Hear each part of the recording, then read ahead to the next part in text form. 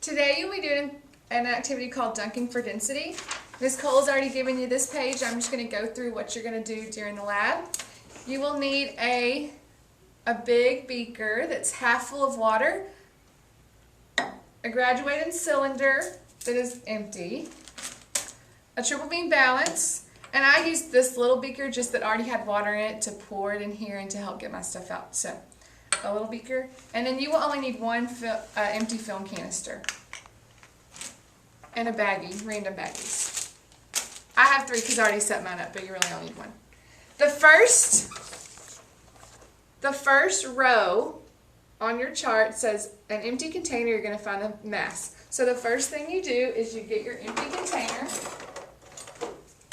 This is one empty, and you will find the mass by placing it on the triple beam of balance.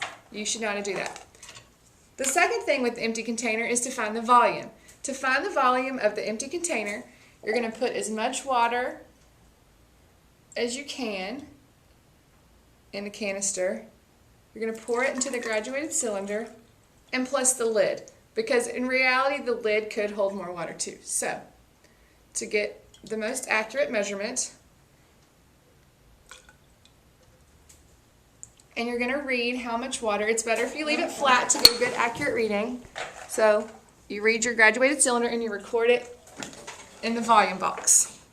We're not going to figure out density today. We're going to wait till tomorrow or later in the class when we have all of our data. Next, second row says float. You are going to figure out what to put in your canister to make it float. You have to at least put one thing in there besides air. That floats.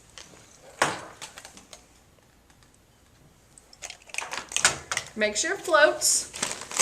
I'm going to dry it off a little bit before I mass it. Find the mass.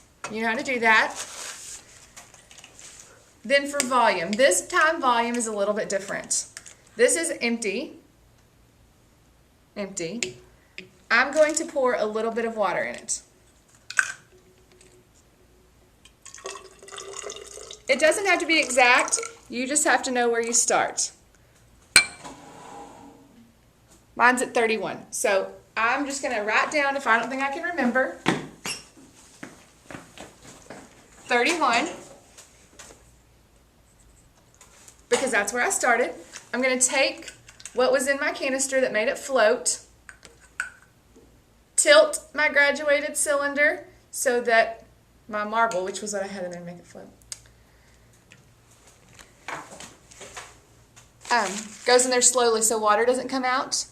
And now I'm at 33, and I'm going to subtract from 33, where my water ended up, from 31, where I began. 31, 32, 33, 2. My volume is 2. Okay?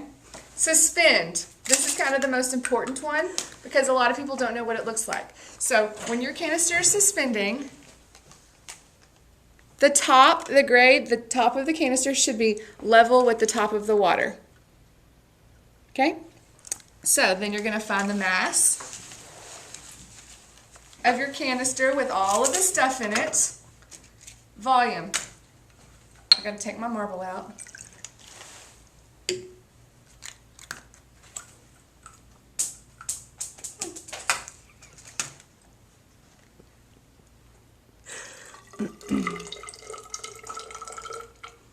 Alright, again, it doesn't have to be exact. You just have to know where you start with. This time it's at 30. Everything that I have in my canister that made it suspend, again, I'm going to tilt it.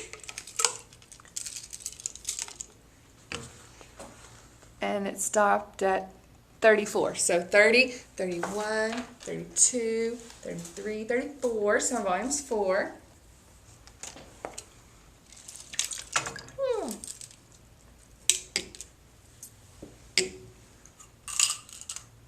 And then the last one is sink. I'm not going to go through all the steps, but you should know what it looks like to sink. Okay, so you mass it, find the volume of everything inside, and I think you're done. And then Miss Cole will tell you how to find density.